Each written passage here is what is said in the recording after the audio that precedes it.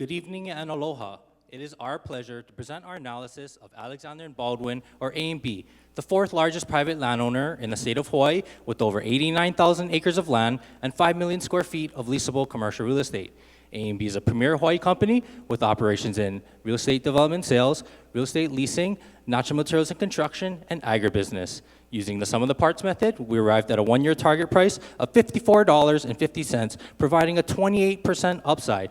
Thus, we issue a buy recommendation based on the following key drivers: the dominant competitive positioning in Hawaii's real estate, strong leasing portfolio, and recurring cash flows fueling future development.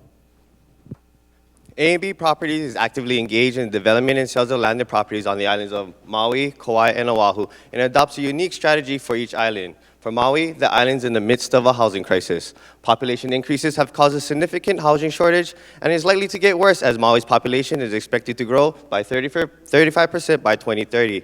A&B is able to capitalize on this workforce housing demand with the recent zoning approval of its 95-acre residential housing project in Kihei.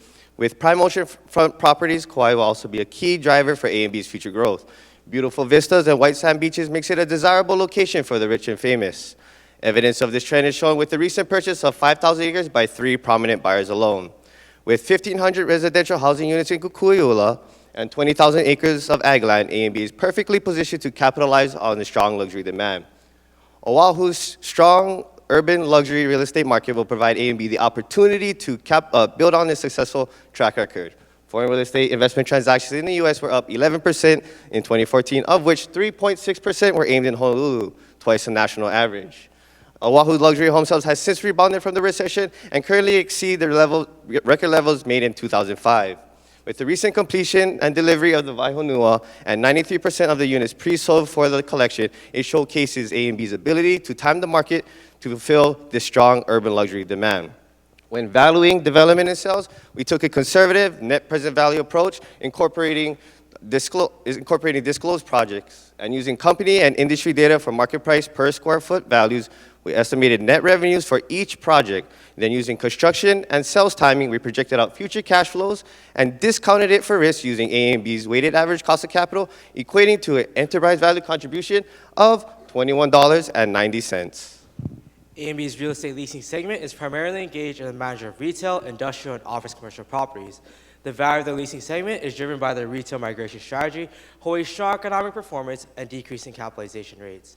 In 2013, dispositions of mainland properties fueled over $570 million in acquisitions to Hawaii commercial real estate. As a result, the Hawaii NOI contribution expanded from 50 to 77%, with over 53% of the current portfolio in Hawaii retail commercial properties. Their Kailua portfolio acquisition showcased their superior market knowledge as it currently controls 70% of commercially zoned land in one of Oahu's leading tourism destinations with significant room for NOI growth. Hawaii's strong economic performance will continue to drive demand for A&B going forward. The strengthening tourism industry will drive demand for A&B's retail space, and the growing construction industry has created a competitive environment for a limited supply of industrial space. Additionally, we believe the recovery in Hawaii's job markets will drive demand for across A&B's segments. Hawaii's continued economic development will drive NOI growth going forward for A&B's property at a 10% CAGR. America's low interest rate environment since 2008 has put downward pressure on general cap rates, and the attractiveness of Hawaii's real estate market has put further pressure on Hawaii's cap rates.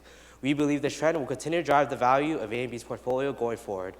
In valuing real estate leasing, we took the 2015 segment NOI divided by an appropriate cap rate to derive total property value. We then summed the segmented property values to create an aggregate portfolio value, leading to an enterprise share contribution of $27.50. Along with real estate leasing, the natural materials and construction and agribusiness segments all provide strong recurring cash flows. In 2013, with the aim of capturing steady streams of cash flows, A&B acquired Grace Pacific, one of the state's largest paving and materials companies. Grace Pacific is primarily driven by Hawaii's strong economic environment, opportunities in government projects, and solid competitive positioning. Hawaii's construction GDP has shown a nice rebound since the recession, as shown by a 10.5% increase since 2010. This has created a platform for future government projects which Hawaii needs, as almost half of the state's roads are considered mediocre. In response, the city and county of Honolulu allocated 22% of their operating budget for road improvements, thereby creating a substantial demand base for Grace Pacific. Grace's competitive positioning is solidified through its ownership of one of only 2 Grade A quarries on Oahu that provide vertical and cost-effective synergies with its paving business. In valuing Grace Pacific, we utilize a one-year forward EV to EBITDA multiple based on industry comparables and taking into account the segment-specific risks and upsides, arriving at an enterprise value contribution of $10.80 per share. Now, as for the agribusiness segment, which primarily produces and distributes sugar products, we have seen weak performance in recent years due to poor pricing and bad weather. Although AMB is currently hedging against price risk with forward contracts, we believe the true upside to be in favorable regulations. In order to allocate 85% market share to U.S. domestic producers, the U.S. government allocates marketing allotments to each state, which is then distributed to each state's individual companies. As AMB is the only sugar producer in the state of Hawaii, they receive the full marketing allotment and are thereby guaranteed a portion of U.S. market share. Tariff-free quotas heavily protect the U.S. sugar industry from international competition. Tariff rates increase by 145% when trade quotas are exceeded, and this substantial trade barrier will protect domestic producers such as AMB going forward. In valuing agribusiness, we utilize the DCF perpetuity method, and we use the WACC that incorporated the segment-specific risks. By applying an appropriate terminal growth rate, we derived an enterprise value contribution of $8.70 per share. As such, our strong recurring cash flows will support the development and sales pipeline going forward. To summarize our valuation, we added all the enterprise value contributions per share. We deducted net debt per share to derive an equity value of $54.50 per share. Our strong buy recommendation is supported by solid comparables.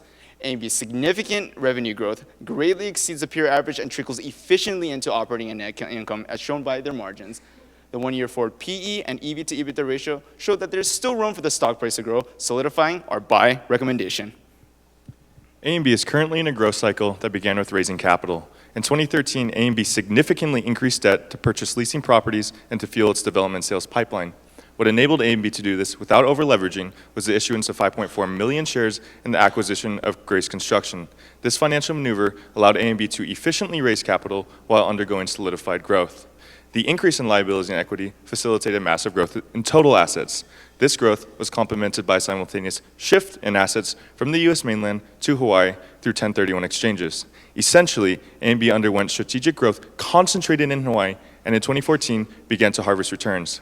With these returns, top-line revenue shows significant growth and is forecasted to continue this upward trend as AMB capitalizes on its competitive position in Hawaii's strengthening economy.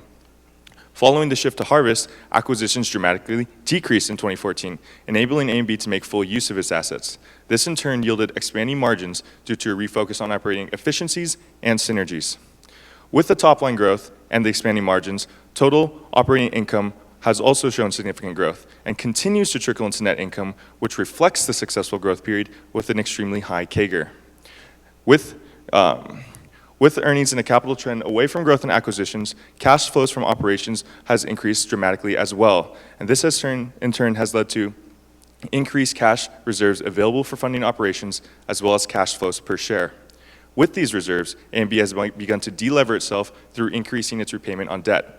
However, we believe that with expanding margins and low interest rates, AMB is able to better repay this debt with a rapidly rising interest coverage rate. As such, AMB has financial strength and flexibility going forward into the future.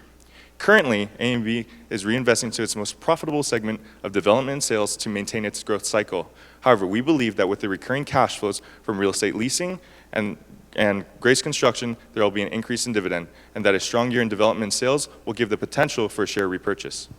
We have identified various risk factors inherent to AMB and conducted several sensitivity analyses to determine the impact on our recommendation. The concentration of AMB's operations in Hawaii make them highly susceptible to fluctuations in Hawaii's economy. A 2% decrease in Hawaii's GDP growth rate will change our recommendation to a hold. However, the diversification of their business segments decreases exposure to economic risks. Increased volatility in market risk will adversely impact our valuation. To test this downside, we increase risk valuation variables that negatively affect our target price. It would take significant and simultaneous changes to our WACC, cap rates, and EV to EBITDA multiple for a recommendation to change to a hold. To conclude, AMB's strategic positioning in the real estate development sales, strong leasing portfolio, and recurring cash flow supports our buy recommendation of $54.50 with a 28% upside. Therefore, we believe that investing into AMB is purchasing a piece of paradise. Mahalo, we are now open for questions.